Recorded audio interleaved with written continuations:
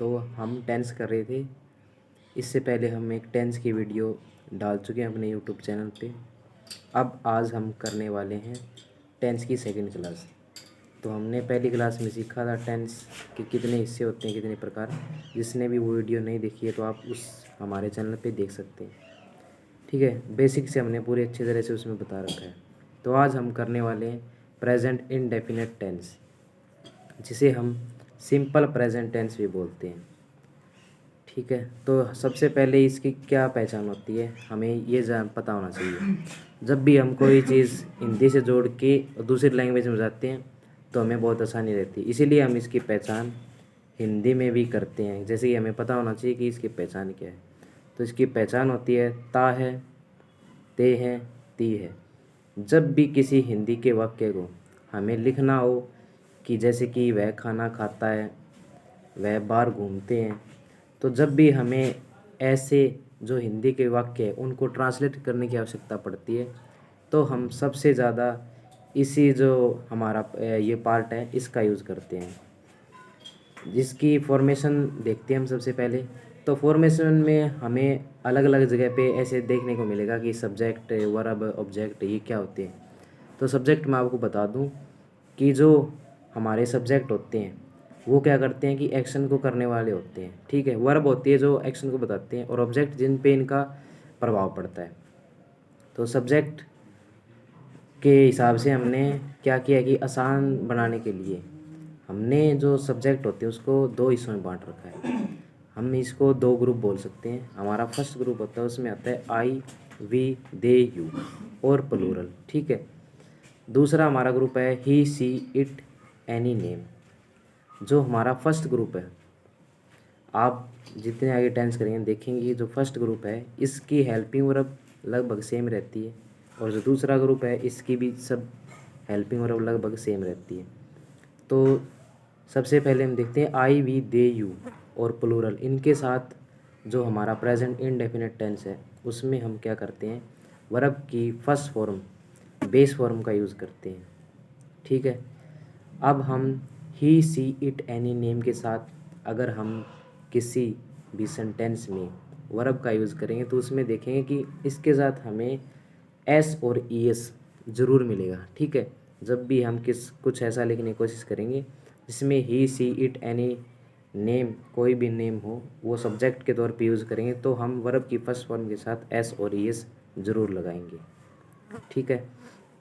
अब जो हमारे इनडेफिनेट टेंस है उसको कैसे हम पहचान सकते हैं। कई बार हम एग्ज़ाम में देखते हैं कि वहाँ पे आ जाता है तो हम उसमें फिल इन द ब्लैंक्स में भर नहीं पाते।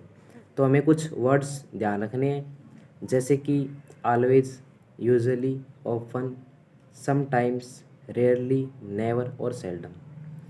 आप इन शब्दों से क्या कर सकते हैं कि आइडिया लगा सकते हैं कि इसमें प्रेजेंट है या पास्ट है। ठीक है। तो ये हम प्रेजेंट के जो हमारे वर्ड्स हैं इनको हम याद रखेंगे। जैसे कि for example I always right in English, मैं हमेशा इंग्लिश में लिखता हूँ। ठीक है। तो हमें आइडिया लग गया कि ऑलवेज है, इसीलिए हम जो हमारी वर्ब की फर्स्ट फॉर्म है वो यहाँ पर लिख रहे हैं। जैसे कि राइट है, अगर यहाँ पे ही होता है किसी जगह तो हम क्या लिखते, राइट्स। अब दूसरे में हमने जो हमारा सेकंड ग्रुप है उससे लिया है ही। तो जैसे कि he often takes a cup of tea. अब ही के साथ हमने वर्ब की फर्स्ट फॉर्म जो टेक होती है उसके साथ एस लगाया। ऑफन का मतलब होता है प्राय। He often takes a cup of tea, तो वो क्या करता है, प्राय एक कप ऑफ टी लेता है। ठीक है।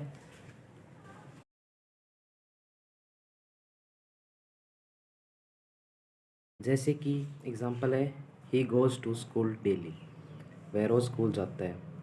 I go to school daily, तो यहाँ पर ही के साथ, गो के साथ हमने एस और एस का यूज़ किया है। अब नेक्स्ट जो सेंटेंस था एग्जांपल में उसमें आई था, इसलिए हम वर्ब की फर्स्ट फॉर्म का यूज़ कर रहे हैं।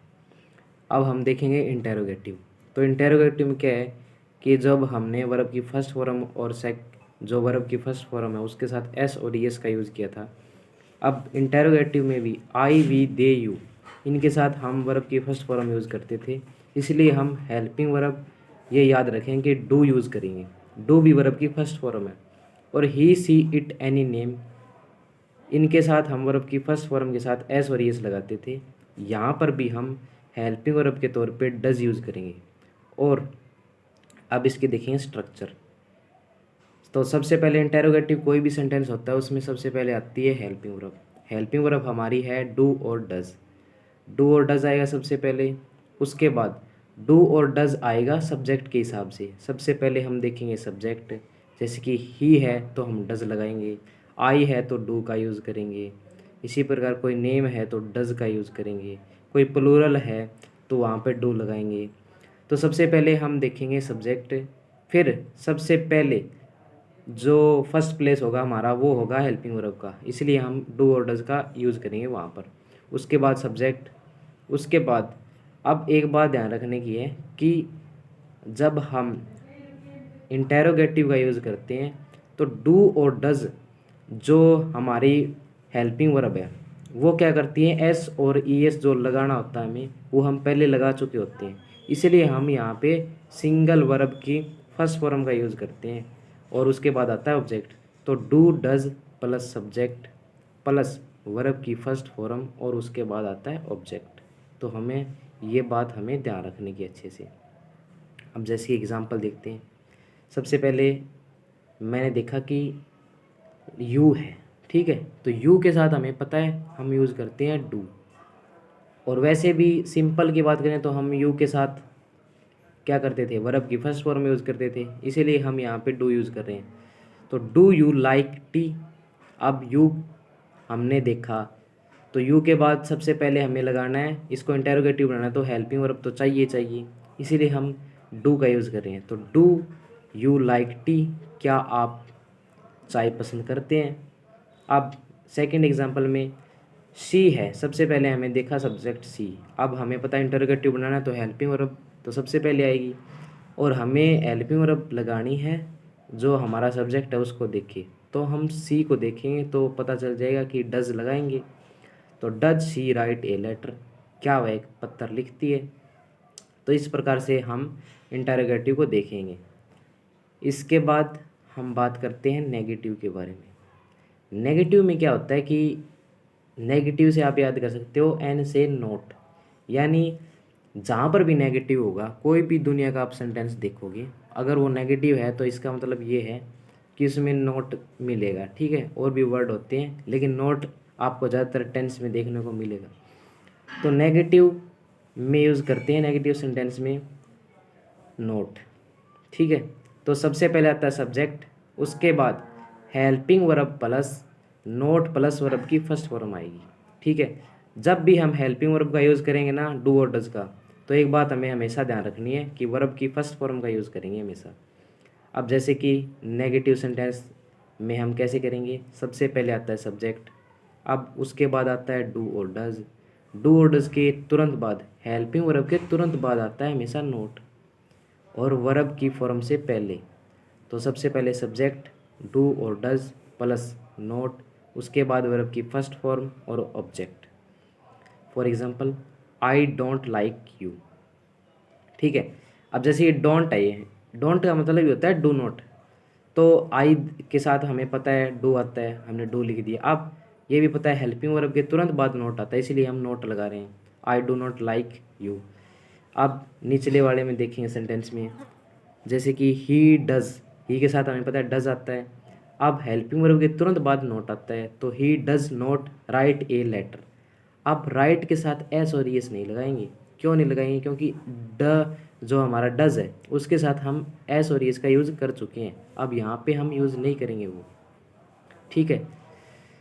तो ये हमारे थे जो हमारे जो पार्ट होते हैं सेंटेंस के, जैसे कि सिंपल, इंटेरोगेटिव, नेगेटिव, तो ये हमारे मेन पार्ट होते हैं, हमने इनको देखा। अब हम कुछ ऐसे पॉइंट देखेंगे जो हमें मदद करेंगे कि कैसे हम इनका और अच्छे से यूज़ कर सकते हैं, देखते ही तुरंत समझ में आ जाए। तो सबसे पहले यूनिवर्सल ट्रूथ।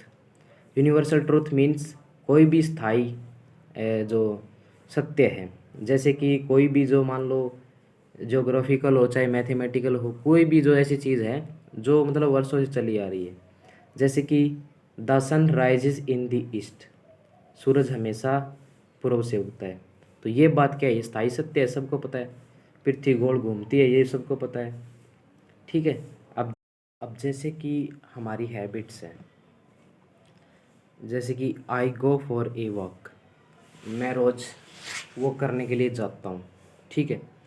तो हैबिट हो सकती है, एक महीने की भी हो सकती है, ठीक है, डेली की भी हो सकती है और ईयरली भी हो सकती है। यानी मतलब कोई हैबिट है जो रिपीट होती है ना उन चीज़ों के लिए, तो वहाँ पर हम यूज़ कर सकते हैं प्रेजेंट इंडेफिनिट का। अब नियर फ्यूचर कोई शेड्यूल है, जैसे कि the train leaves eight 10 PM। अब जो हमारी जैसे कि ट्रेन है, किसी शेड्यूल होता है, जैसे बस वगैरह का कोई भी शेड्यूल होता है, तो हम वहाँ पर प्रेजेंट इंडेफिनिट का यूज़ कर सकते हैं। और जैसे कि रूटीन वर्क है हमारी, I go to school daily, he takes a cup of tea. ठीक है, तो वो रोज़ एक कप ऑफ टी लेता है। इसी प्रकार से और हमारे बहुत सारे होते हैं, लेकिन मेनली हम इन्हें यूज़ करते हैं। ठीक है, तो हमें इनको ध्यान रखना है अच्छे से, और इनको हमें क्या करना है कि यूज़ करके देखना है एक बार।